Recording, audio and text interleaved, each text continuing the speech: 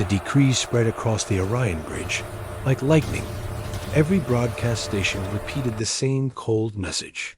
Every translator drone relayed the same bitter command. The council had spoken. An entire species was to be banished. They were called. The Valen, once respected for their discipline and ancient starcraft, once admired for their stunning carved vessels and slow, graceful movements, now accused of a crime no tribunal would fully explain, now condemned without a voice inside the drifting refugee convoy. A young Valen named Lyra watched the stars slide by the cracked viewport. Her crest hung low. Her people no longer had a world. They no longer had a place to land. They had been pushed from system to system with orders to keep moving. Each council station had rejected them. Each planet had closed its ring gates. Every starport had cited fear. Fear of what the Valen carried. Fear of what they might do. Fear of the unknown. But none of these fears made sense to Lyra. The Valen had always kept to themselves. Their historians recorded no invasion. Their military records showed only defensive actions. Their cultural logs showed a quiet people. Still, the council banished them. Her father, Rovan, guided the convoy flagship and tried, each day, to speak strength into the drifting families. He addressed them in calm tones and steady gestures. He told them the galaxy was large. He told them somewhere they would find a harbor. But as weeks turned into months, even he struggled to maintain. Hope fuel reserves sank food stores. Thinned morale broke. The Valen were on the edge of extinction one night. A long-range sensor operator named Talo approached Rovan with the first hopeful news in months. He had detected an unregistered blue-green world far outside the council network. No gate traffic, no transponder signals. Only a small cluster of satellites and a faint web of orbital infrastructure. A young species, unaffiliated, unknown. The name in the old stellar catalog read Earthrovan. Studied the incomplete file. It lacked technical depth.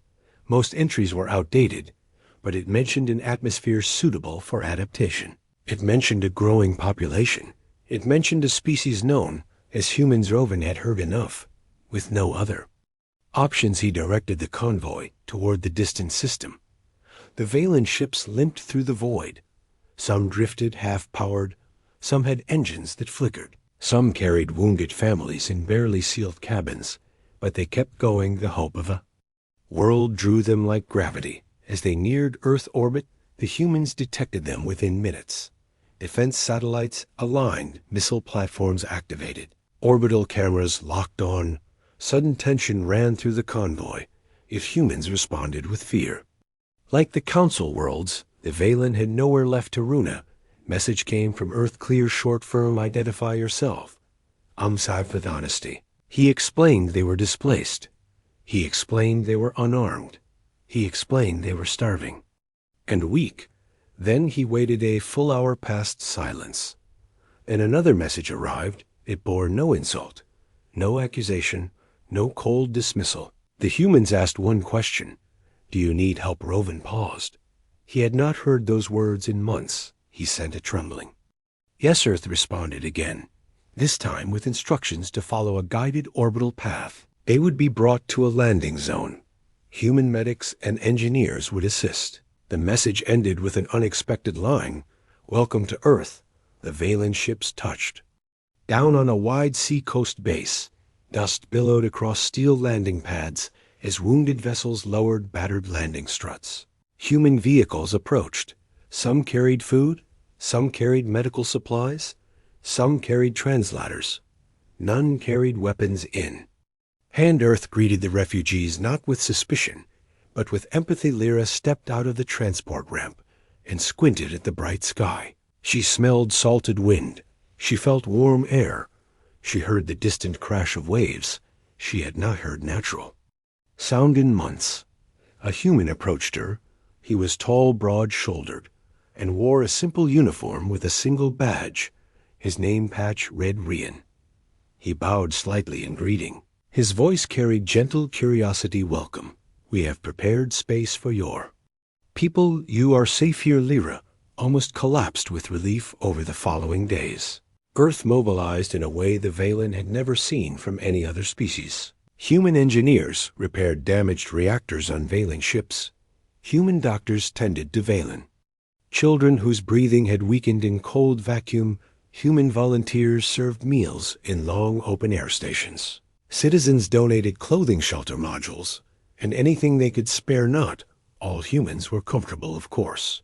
Some feared what the Council had feared. Some muttered that taking in aliens would draw trouble, but the majority showed open arms. They treated the Valen not as cursed beings, but as travelers who deserved dignity.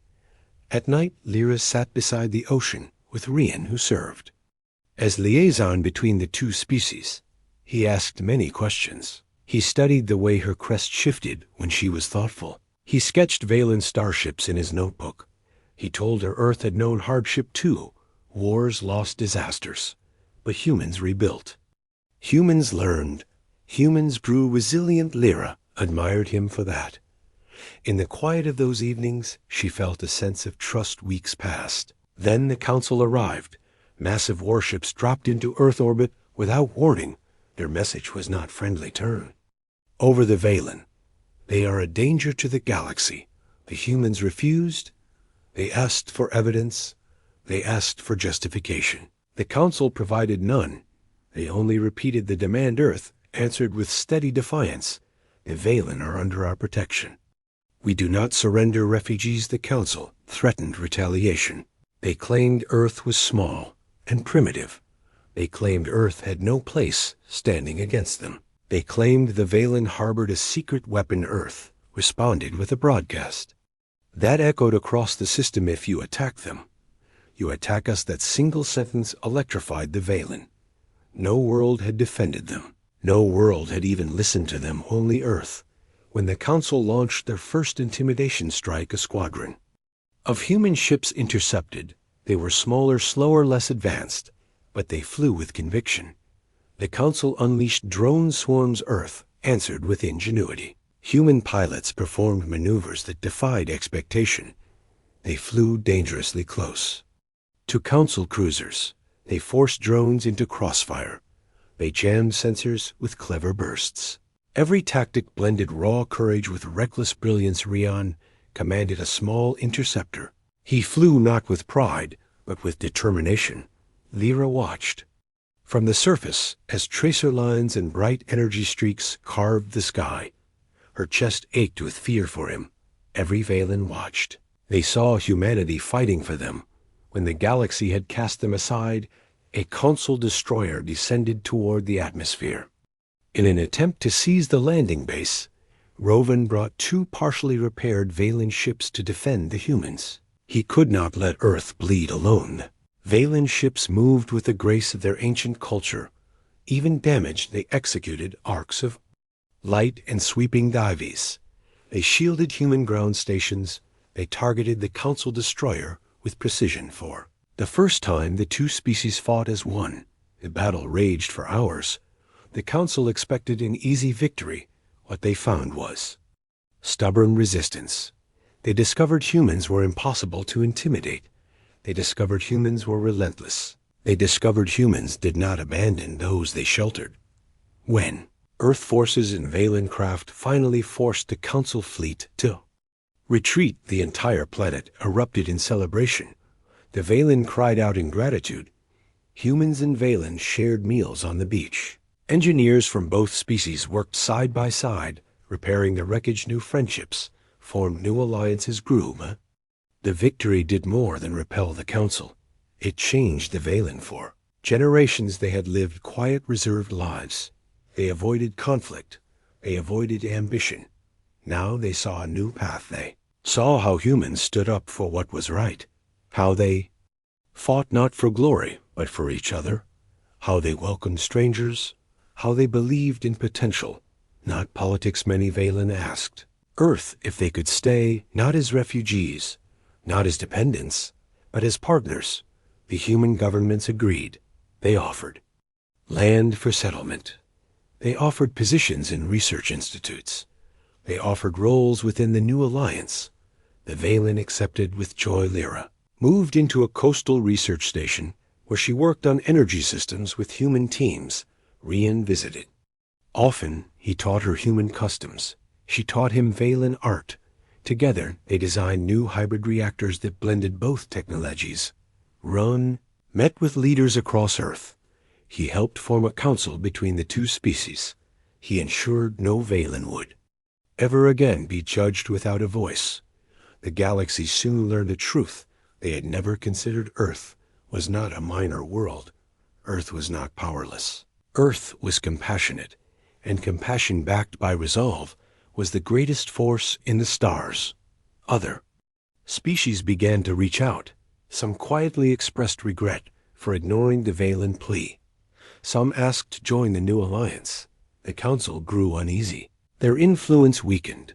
Their authority crumbled. Human historians began calling the event the Day of the Banished. Valen storytellers named it the Dawn of Sanctuary. Both titles carried truth. Years passed. Human children learned the Valen language. Valen children played in Earth oceans. Joint academies flourished. Shared fleets patrolled the Peath. Stars everywhere. Banners displayed the symbol of unity. Lyra often returned to the same ocean cliff where she had first breathed Earth's air.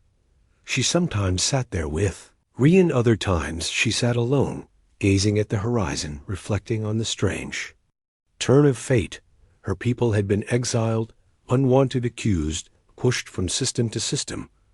Yet the smallest of the great worlds had opened its gates. Earth had taken them in one sunset. She stood beside Rian as waves crash.